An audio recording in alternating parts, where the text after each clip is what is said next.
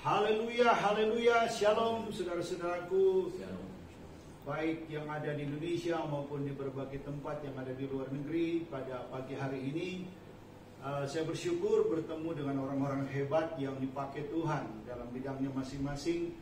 Dan saat ini kami akan berdiskusi, mengkaji. Ya, nama daripada acara ini adalah diskusi dan kajian lintas iman El Shalom. Oleh karena itu, siapa saja yang dipakai Tuhan dalam bidang masing-masing, nanti satu persatu akan memperkenalkan diri. Ya, tentunya akan dimulai dari senior kita yang sudah melayani dalam bidang kristologi, ya, apologet kristologi. Oleh karena itu kami mempersilakan kepada hambanya untuk memperkenalkan diri. Mari hambanya. Ya. Shalom Aleichem. Dan buat saudara-saudara muslim yang menonton, Assalamualaikum. Buat kita semua, perkenalkan, saya Abuna Andreas dari Baru Ministry. Dan mengucapkan terima kasih juga kepada pelaksana dalam acara ini, Bapak Pendeta Dolfi Salam dan rekan-rekan yang hadir, yang akan meramaikan sharing, diskusi mini, pembicaraan singkat, kiranya menjadi berkat. Tuhan memberkati. Ya, puji Tuhan, kita sudah mendengarkan secara langsung dari hambanya Abuna Andreas Kemal dari Yayasan Baru Ministry. Nanti sebentar kita akan mendengarkan kesaksian-kesaksian mereka. Dan kedua, yang tidak asing lagi, dari seorang apologeter Islamologi, hambanya bisa memperkenalkan diri. Mungkin dengan yel-yel gitu. Haleluya, haleluya, haleluya. Shalom Aleichem. Bishem Hamasiah. Salam Aki. Aku kabarkan Injil keselamatan. Aki bukan untuk mempermanis jari, tetapi ada makna yang saya kasih mengandung makna rohani. Yang saya kasih arti, Aki, aku kabarkan Injil keselamatan. Mungkin Bapak Ibu dikasih Tuhan sudah sering mendengar dan melihat serta menonton YouTube channel saya Injil Kabar Baik Habaget. Dan pada kesempatan pagi hari ini saya bertemu dengan hamba Tuhan yang tidak asing lagi bagi kita. Ada Abuna dan juga ada Bapak Gembala dari El Shaddai Shalom Bintaro. Ini yang bisa saya sampaikan. Nantikan diskusi kami kiranya menjadi berkat bagi kita semua. Yes. Ya, puji Tuhan. Kita akan juga, ya saudaraku, rekan hamba Tuhan juga yang bergerak di dalam bidang penginjilan atau misi. Nanti hambanya bisa memperkenalkan. Haleluya. Baik, terima kasih terutama kepada Pak Dolfi, dan saya bangga bisa berkenalan dengan kedua hamba Tuhan, alat Tuhan yang dahsyat ini. Saya Pendeta Carlos mengundang dari Biro Penginjilan Organisasi GPD MD Banten dan anggota KP4 yang dikhususkan, dipercayakan untuk menjembatani pelayanan misi bersama dengan kaum dan saudara kita di pelayanan bersama ini. Tuhan Yesus memberkati, kiranya diberkati Tuhan. Ya, itulah sekedar perkenalan dari hamba-hamba Tuhan yang sangat luar biasa, ya tentunya sesuai dengan panggilan dan bidang mereka masing-masing. Dan saya akan bertanya juga kepada hamba Tuhan, seorang apologeter, ya apologeter yang dipakai Tuhan, ya seringkali masuk di dalam universitas Islam, ya bahkan juga kajian-kajian di sekolah-sekolah saudara kita dari kaum Kedah, ya dalam hal ini Abuna Andreas Kemal. Kita akan mendengarkan kesaksian singkat kemana saja dan mengapa hal ini dilakukan oleh hambanya. Mari. Ya, terima kasih Pak Pendeta Dolfi. Semua yang menyaksikan apa yang dikerjakan oleh kami Baru Ministry, saya dan rekan-rekan, yang pertama tentu tidak mengelak atau tidak bergeser dari amanat agung. Amin. Hanya sebagaimana Kolose katakan di sana, bahwa umon logo pantoti haris, hendaklah kata-katamu penuh kasih.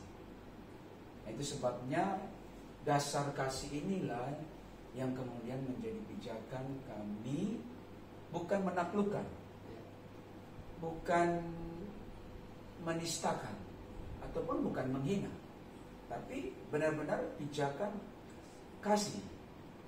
Dasar kasih inilah yang ketika beberapa teman juga dari kalangan Islam bertanya, apa tujuan Abuna, dasar Abuna ke pondok pesantren, jumpa dengan ormas-ormas Islam, baik itu ormas Islam yang seperti yang ada saat ini garis keras maupun ormas Islam yang menjadi mitra pemerintah seperti Majelis Ulama Indonesia maupun di Akademi Islam UI, IAIN, Stein dan sebagainya.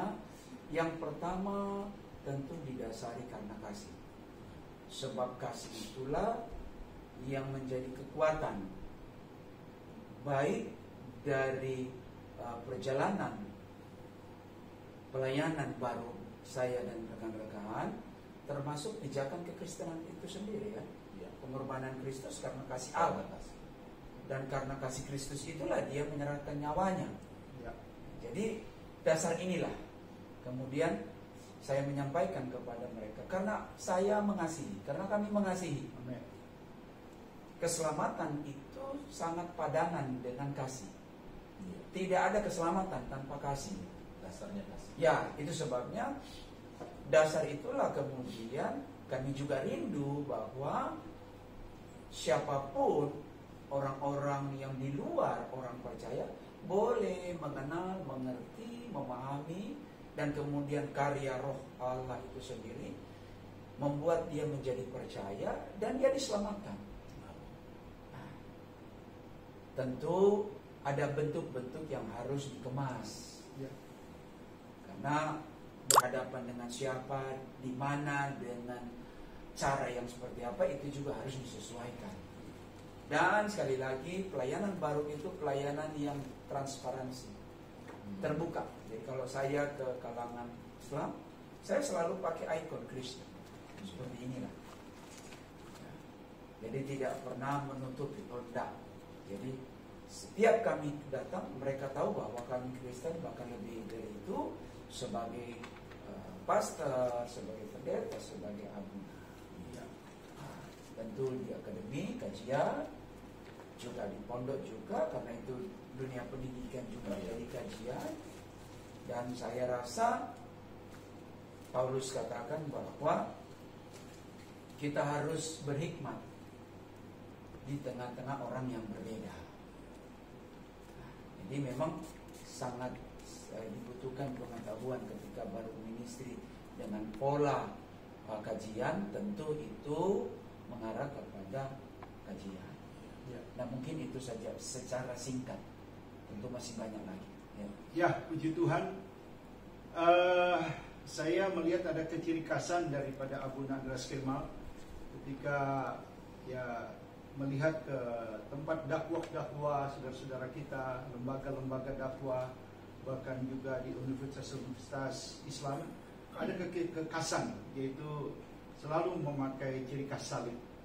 Nah, yang saya mau tanya, ada nggak tantangan-tantangan ketika pada waktu mulai masuk ke area mereka, bahkan di masyarakat mereka? Karena kan kita tahu kalau melihat logo dan lambang-lambang seperti ini, bagi saudara kita ini kan sangat alergi sekali. Bisa diceritakan? Iya, baik-baik Pak Pendeta Dolfi. Ini masalah klasik. Jadi bukan sekarang saja kan, memang sejak awal-awal sudah seperti itu. Artinya salah satu contoh lah, karena kalau diceritakan terlalu panjang tentunya ya. Saya diundang salah satu pondok di Jawa Tengah, kalau tidak salah itu Boyolali ya. Yang tahun pondok tersebut. Kemudian tentu ada undangan-undangan karena pondok yang berulang tahun mengundang untuk santri dan para ulama juga tentu ya, pengasuh pondok Al-Hus. Saya tidak mengatasnamakan agama, tidak. Tetapi ada beberapa oknum lah ya, yang ketika melihat saya datang pakai salib, ada yang membuang mukanya. Tapi tidak apa-apa kan, mukanya dia sendiri yang dia buang begitu kan. bukan saya yang dia buang. Ada yang maaf membuang apa itu begitulah ya. Tapi ada juga teristimewa tuan rumah, kita saling berpelukan, menyadari sebagai anak bangsa, sebagai keturunan Abraham Ibrahim, yang bagaimanapun kita tidak bisa serta-merta dipisahkan. Terlalu banyak yang mengikat. Sebagai anak bangsa tentu dalam kacamata nasionalis maupun dalam kacamata historikal agama-agama Samawi, termasuk Islam di sana, kita dari keturunan Abraham Ibrahim. Jadi sangat erat. Dan memang biasanya kalau di tempat yang baru itu biasanya menjadi sorotan lah. Tapi yang dia lihat bukan orangnya, tapi salibnya. Apalagi yang pernah kan terjadi perkataan bahwa di balik salib ada jin apa itu? Ada jin apalah begitu kan? Jin Yesus begitu kan? Saya juga nengok apa ada jin kah atau bagaimana gitu.